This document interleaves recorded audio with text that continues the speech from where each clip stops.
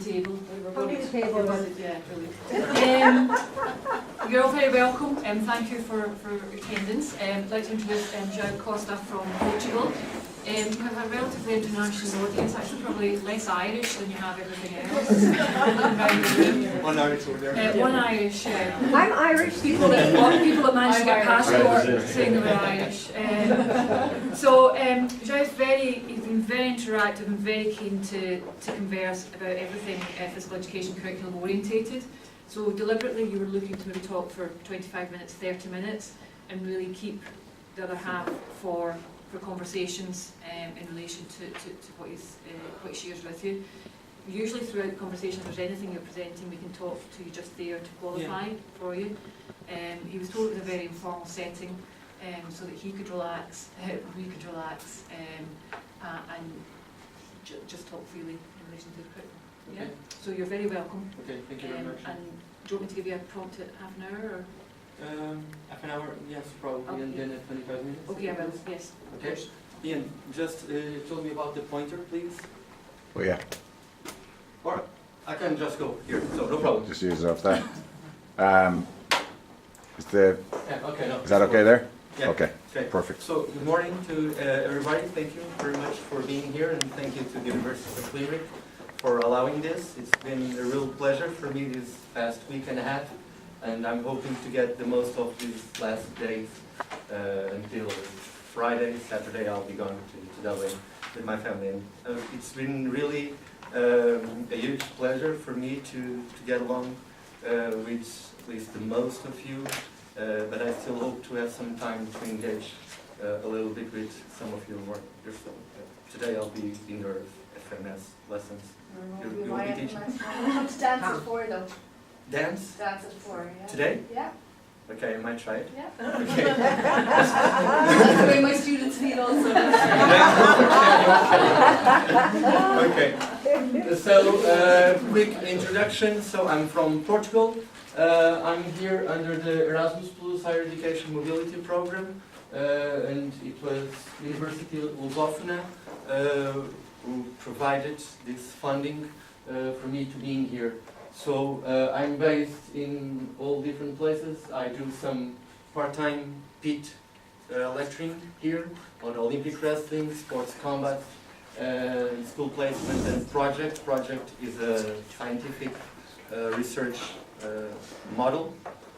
Students in the last year of the degree program, they have to do a research, and I support them in that. This is where Faculdade de Motricidade Humana, or Faculty of Human Kinetics of the University of Lisbon, is where I did my degree and my PhD, and I am currently a researcher based there in the Laboratory of Pedagogy. I do management for science and technology under a grant agreement for the School of Education from the University of Lisbon as well. Vice President of the Portuguese Society of Physical Education. And I'm head of the technical department of, this is a martial art sports federation. I'm head of department, and I coach also this martial art since 2009, and before I was mostly with collective games futsal. So this is a brief presentation of where I come from today. So this is what I'll be covering to present you today. It's not, I didn't intend to provide it as a lecture or anything. It's basically a presentation of how we organize physical education in Portugal, and hopefully this will bring opportunities for us to discuss and exchange ideas with what you have done in Ireland, Spain, America, Norway, and all other places you may have been. Scotland? Yes. Scotland. Okay, so I'll briefly present where PE stands in the broader context, and then I'll try to summarize the founding principles of the syllabus, how it's organized, and what it offers in terms of teaching, and all along the way I'll try to provide some small illustrations just for you to get a better sense of what I'm getting at. So for the social political framing, what is happening? So the physical education along with school sports is regulated by the Ministry of Education. It's mandatory from kindergarten. Thank you very much. This is for me. I have printed one copy for each. So So it's mandatory for kindergarten to year 12 students. This is the compulsory education for students. Education is compulsory from 4 years age to 18 years of age. The secondary grade is not included for higher education. So currently, since 2012, students apply to higher education, and PE grading is not included in that sum. From 2004 to 2012, it was included. 2012, they took it out. And for the next school year, 2017-2018, it seems that it will be again included. We are also under work for defining the essential curriculum. So the Ministry of Education has asked to all subjects to work alongside each other and within their own disciplines to, according to all the syllabus, to define the priorities for each year. And they took the Canadian experience and the New Zealand experience for 1 page to 1 year of essential learning for all subjects. And we are cooperating with this work. The curriculum in PE in Portugal has been stable since 1991, but it has suffered some revisions and updates. But the core, the essence of the curriculum is basically the same in terms of the principles and where it aims to get. This year we'll have, for the first time, an external assessment to students' learning on year 2 on movement skills and manipulations. Games, movement skills and games. This is where they'll be assessed with PE specialists alongside the primary generalists. Both of them will be doing this assessment at the same time, and they'll be trained to do this.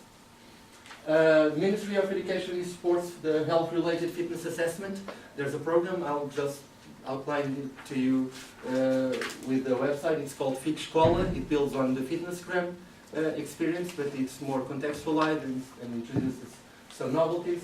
And there is, for better and for worse, a lot of social interest in the discussion about PE, mostly regarding to assessment and outcomes.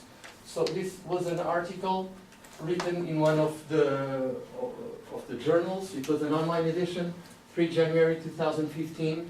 As you can see, 1,300 shares, a lot of comments down there that. Okay, so I just won't go through the comments, but what reads here is physical education in schools, the weakest link. And it was a piece where the representative associations had some saying and contributed to, but it was written from Alexandra Prado Coelho, which is a journalist, not a PE teacher. And this is one example of the level of discussion that PE grading and assessment has in Portugal. Okay, and for legal requirements, all teachers in physical education teachers in Portugal are required to have master's degree with school placement supervised by the cooperating teacher and university supervisor. What mostly happens is that this is followed with integrated master's students to the first degree, and they need to move along for the master's to get their program. And the educational system, so under a general component, the specific is where you would have the STEM or arts or economics, so these would be the specific components. Physical education along with Portuguese is under the general component of education. It has guidelines, curricular guidelines, not goals or anything like that. Curricular guidelines for kindergarten, so for children 4 to 5 years old. There's a primary level curriculum for kids to 6 to 9 years old, years 1 to 4, and secondary level, students for age 10 to 17 or 18. There's a different curriculum. PE time, 1 hour a week, mandatory for primary level, and from second level onwards, it ranges from 1 lesson with 90 minutes to 4 lessons with 50 minutes, or 2 lessons with 100 minutes. So it's quite dispersed in terms of time. The syllabus, if you go through the table of contents, it would start to present aims, the general goals, some methodological recommendations regarding to group work in the departments and regarding to the teaching, regarding to the planning. It offers some guidelines for assessment to establish, for teachers and schools to establish how is success rated or what defines success in PE. And from page 35 onwards, it specifies the contents for volleyball, basketball, gymnastics, and whatever. So, what's the philosophical dimension expressed explicit in the curriculum? It's not something that you would interpret from, it's written in there. So it builds on a social critical concept if you take Krum's perspective, or an ecological integration if you take Annie's curricular value orientation. The aims or the purpose for PE is to be inclusive or to provide inclusive, multilateral and eclectic development to students. And it builds also an idea of the PE serving as a project to develop students, but PE itself in the schools. So if we are required, if we agree as a group to deliver dance, what do we need to do to deliver dance to the students?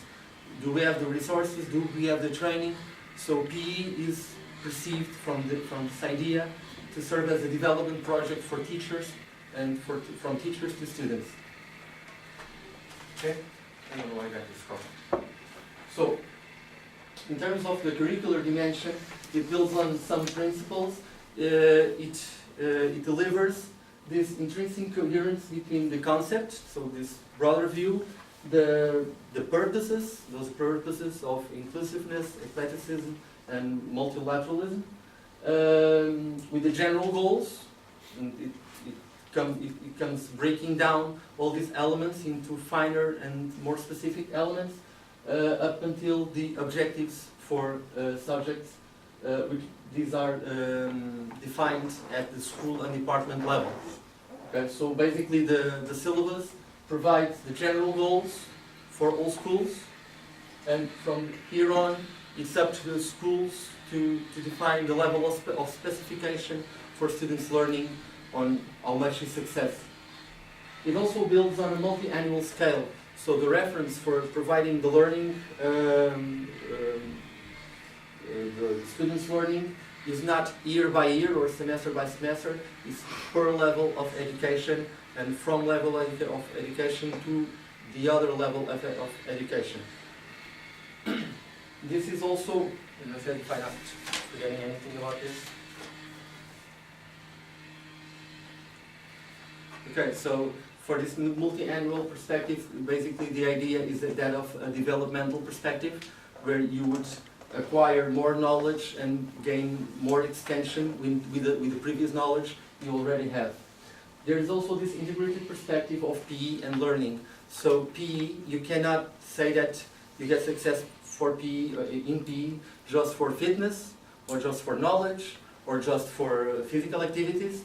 In order to be successful, you need to achieve the standards or the benchmarks in all areas at once. Okay? And the integrated perspective of learning is that when we say that students play basketball at the introductory level, this means that they have the knowledge about the rules, they know how to apply those rules as referees, they know how to engage with their peers as partners and as adversaries, and they know to play the game at the 3-on-3 full-size court adjusted to their ages. So when we say the skill level, or we wouldn't place it as a skill, but at development level, this is all coming together. We don't fragment this for the curriculum or either for learning, for assessment.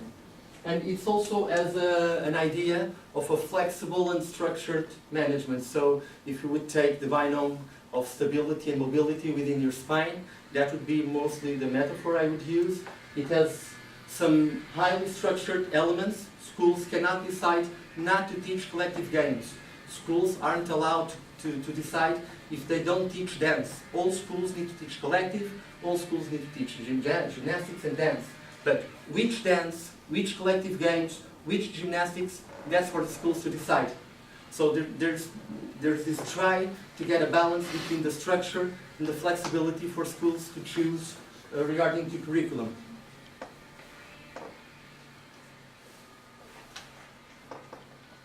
as for the pedagogical dimension, so this is basically, I'm sorry, I don't intend to read them through, but these are basically excerpts from the syllabus trying to show you how this is expressed within the text itself. As for the pedagogical dimension, the curriculum is learner-centered and tries to advocate and facilitate the self-regulation of students' learning. And you can see, for instance, here, these 4 principles that are directly expressed in it. You need to ensure the physical activity with all the quality elements that we know, to promote autonomy by demanding students effective responsibilities that they can actually assume, valuing creativity. For instance, students in gymnastics, they need, you would teach the elements, and students, in order to get their introductory or elementary level, they would need to build the sequence or the routine with those elements. Okay? This doesn't mean that you have to teach analytically or holistically, but you need to give them the tools for them to do their own work. And you need to guide their sociability regarding to being competitive, because they need to, opposition games are intended for one to win and another to lose. That's not the outcome. The outcome is whether you know or not to play the game, but also to provide a positive and good relational climate by following the rules, cooperating with your partners and with your teacher. And this also builds on a pillar of authentic pedagogy. So it's quite stressed in the document, the elements of authentic assessment. You do the assessment in game-based situations, or dance it would be choreographies, gymnastics would be the routine. So you take what would be real for that subject to happen outside, and ideally you would assess students' athletics in the track. So, but as long as schools have that means, they should do it. It provides this assessment for learning. So students get their initial assessment results. They know where they need to get in order to achieve success, and this is quite flexible. For me and Kian, we could have both success with different paths. So we could have success by showing good levels at soccer, volleyball, dance, and badminton. I could do it for athletics, table tennis, basketball, and whatever. So both of us would have success, but through different curricular pathways. Sorry? Who determines success? The schools. So the schools, actually I was talking with Mary on that. In 2012 there was this request from the Ministry of Education for all subjects to establish learning goals. The syllabus doesn't establish the success for students in Portugal. This is for the schools to determine, because in my school students can come with a high performing ability, and this would allow me to get more demanding in terms of them to be successful. But if students come from schools without resources or without proper training, so their level would be lower, and I would need to adjust this. So this is for the schools to decide what success is. So in the earlier slide under assessment, you've got reference norms for success. Yes, I'll be showing how that is worked Okay. in concrete with an example. Okay, thank you. Okay.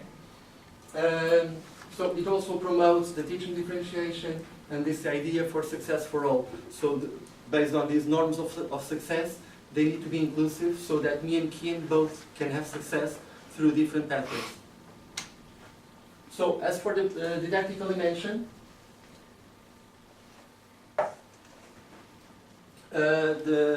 what time is it? Sorry. Just coming up at 25 past. Okay. The document foresees 4 fundamental planning stages. Initial assessment between those first 5 weeks, so from September to final October, that would be your initial assessment period. From November to December, you would work on your priorities. That would be the priority stage. From January to almost April or May, depending on the school calendar, you would work on your progress, so on extending and refining your learning. And by the end, by the last, we have 3 terms. By the end of the 3rd term, you would work on the consolidation and certification of learning results. Those would be the fundamental planning stages at the year. These stages are to be arranged in teaching units from 6 to 8 lessons with a developmental sequence upon them. There should be a balance between concentrated and distributed practice. This is to allow mostly the distributed practice, so you can teach basketball at any point during the school year, okay? But during those times you may need to concentrate a little bit more on basketball or on gymnastics, but this cannot constrain the possibility to deliver basketball throughout the school year. The recommendation to use the periodization models on health-related fitness for students to improve their physical abilities or the physical condition. The recommendation for knowledge to be integrated, knowledge meaning the theoretical or learning about, be integrated in the planning and learning tasks, to make practice as global as possible and as analytical as necessary. This is an actual text from the syllabus. Learning tasks to be as collective as possible and as individual as necessary, because we believe in the social value of physical education, and this means to place more emphasis on the collective and partner tasks. And teachers define the group assignment based on specific and operational objectives. So, just a quick overview, this is the curriculum structure on contents for years 1 and 2, for years 3 and 4. For years 5 to 12, it builds on these areas with that developmental factor. So we would have the sports physical activities, games, combat sports, whatever, nature exploration activities, expression and rhythmic activities, and traditional games. And all these subjects are are specified at the introductory, elementary, and advanced level. So all teachers know what these levels mean, what is an introductory game level for basketball, and what is an elementary game level for basketball as well. Knowledge area, this is knowing about the health-related fitness, how to improve and maintain your condition, and also how to interpret the social phenomena around which the social activities are performed. And health-related fitness relates to strength, aerobic, speed, flexibility, and motor skills. The tool I was talking about, it's this one. This is actually supported by the Ministry of Education, government, and it has the testings and the reports, so students can monitor their progress throughout their full educational course. Okay. And just wrapping up, so moving on to some examples. The physical activity areas, this is what it looks like. All those squares. You have the collective games, gymnastics, athletics, rackets, combat, all these subjects are specified for those levels at introductory, elementary, and advanced level. One example of application of those assessment norms. This is in Portuguese, I'm sorry, this is an image, so I couldn't do the translate, but I'll read it through you. So year 7, 8, and 9. Here you'll have those areas, physical activities, health-related fitness, knowledge. And you'll see that level 3, so this is a grading for students. Level 3 is the success. We define success as a positive grade. This would be excellence. Okay? What you can see is that for students who have success at the physical activities, they would require 4 introductory levels with the condition that it has to be from different subjects. And one of those subjects needs to be collective games. Students, for a same student, as he moves forward for the year 8, you would build on this to 5 introductory levels, or you could have 3 introductory levels, and instead of adding more games or more subjects, you could deepen to 1 elementary. So you could move from 1 introductory in soccer to 1 elementary in soccer, and you would still have the possibility to be successful. And sorry, elementary, I'm just thinking of the wording, so is elementary this is a direct translation. Is elementary of introductory? Yes, so introductory would be the basic level. Might be intermediate then. Intermediate, yeah. Yeah. Sorry, Okay, thank you. fine. Okay, No, that's fine. so basic, intermediate, and advanced, Perfect. if that fits better for you. Okay, thank you, Mary. And for year 9, the same student would need to progress from either one of these scenarios to one of these 8 introductory levels, so 8 subjects at introductory level, or 5 introductory levels and 1 intermediate, or 5 basic and 2 intermediates. So this is to cover basically the possibilities for them to build on their success. And you'll see the same level of progression for the physical health-related fitness. So one test in health zone, a different test in health zone than in the previous year, and all tests in the health zone. So, and I was speaking to Mary, how do they define this success? It's all based on the initial assessment. It's data-driven because it's data-based because the baseline data that you get from students at year 7 serves for the department to make adjustments on this scenario. So this is why the schools are allowed to make their own success level, and this is how they manage those assessment norms. This is the application of the assessment norms. So would there be a template like that for each student? Sorry? Would there be a template like that for each student? This is for the school.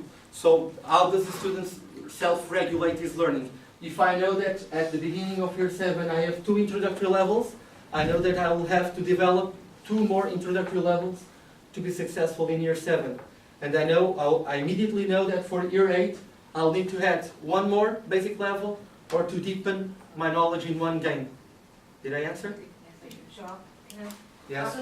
How does a student get put into a level? Does the student choose or the teacher assess and then put They them in? assess, they assess. So there is this compromise. If these 4 introductory levels, in order for us to be allowed to be different, this means that the teachers should deliver at least 5 contents. The teachers assess ahead of time, and you say you're introductory, you're intermediate.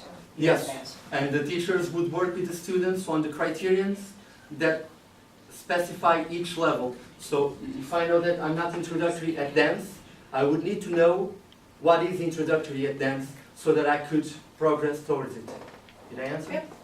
Joe, Yes. going back to Anne's question, Okay. so could I imagine that if I have 14-year-olds and I have tested them in the autumn Yes. and we've set goals, so there's 30 students in that class. Yes. So will I have a sheet of paper that profiles that student's development for each one of them at the end of the year?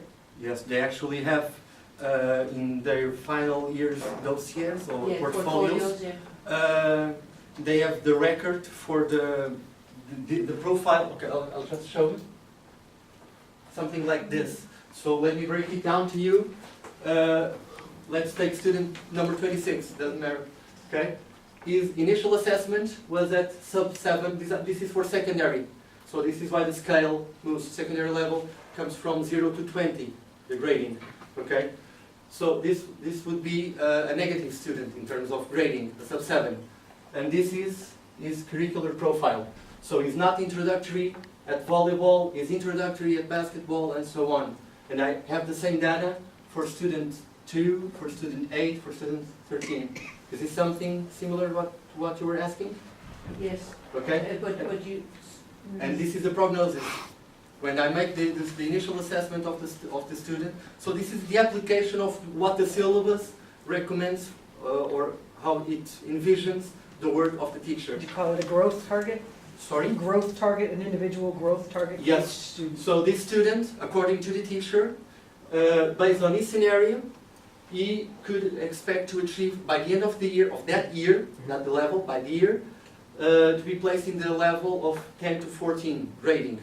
And for them, for this student to achieve this, it would require for them to progress here to here, here to here, here to here, don't mind the colors, here to here, here to here, and here, okay?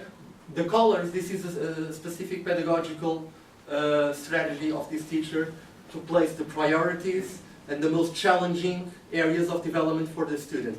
So this is an add-on of this specific teacher on how he uses this reference. And you can see, for instance, these 2 students coming from the same baseline, they have the possibility to reach different levels based on their profile. So this profile corresponds to the same level, grading level, but this student is refining this analysis, is quite different from this one, and this leads to different development possibilities for the student.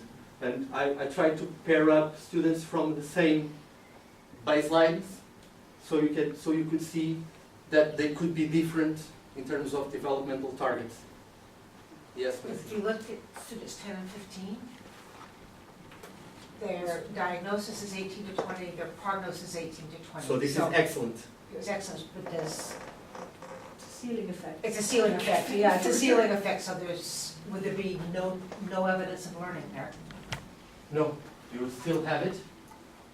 So this student is almost intermediate at basketball, and he needs to, it's not that he needs to, but this is a plateau, so I will need to judge the student to get 18, 19 or 20 mark. And the student's progress, sometimes the teachers use this mostly for these students, if they progress or not, to give them the 20 mark, which is, I mean, we have the ceiling. So this is also, again, a more pedagogical refinement of how the teachers use, this teacher uses this possibility. Okay? 25 minutes. Sorry? 25 minutes. Yeah. This is the, I'll just move, so for the teaching possibilities, there isn't any fixed model, teaching model. I just placed here some of the most obvious, so teaching them for understanding or constraints lens approach, the integrated approach mostly for primary level, the outdoor, not just for nature but also for track and field or whatever. You can use RING's framework to build on that developmental perspective, and you can use a full teaching spectrum because what it's all about is about achieving the goals and not about using a specific model. So if you want just two more examples, this is a specific, a more refined to the individual assessment for one low-performing student. His current situation is end goals and his priorities until January. Okay, and some comments from the teacher, and this would be the same. They have here the reference for grading and the defining criterions for each level. And for a high performing, you can see the teacher here. You need to have ease in all, and I'm expecting for you to help the students. So this is different opportunities for the teacher to engage. So is it possible, so is it the teacher then, if they have 400 students, they would actually be writing comments? No, that is not required. So that is an example of how the teachers can use that. This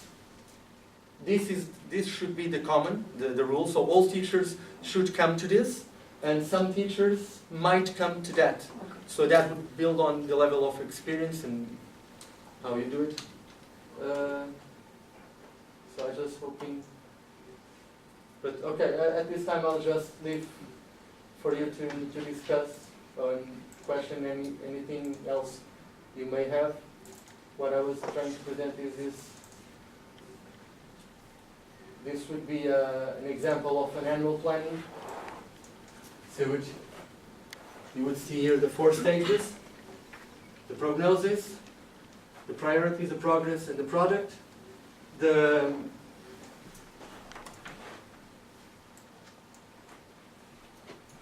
number of teaching units per stage. This is actually from a pre-service teacher. This is an annual planning from a pre-service teacher. The dates from the stages, the number of lessons within, and the goals for each subject. So here would be more also, so I just try to reduce to get a broader view, but this is how this would build. And you can see for the less evolved, more evolved, then you can see the progression in the expectations for along the year and the expectation for the more evolved along the year. So this is basically how the syllabus is arranged, and some examples of an actual implementation of this curriculum idea. And for now, I just leave it to you to question and talk about your experience with our curriculums. And thank you. Yes, thank you.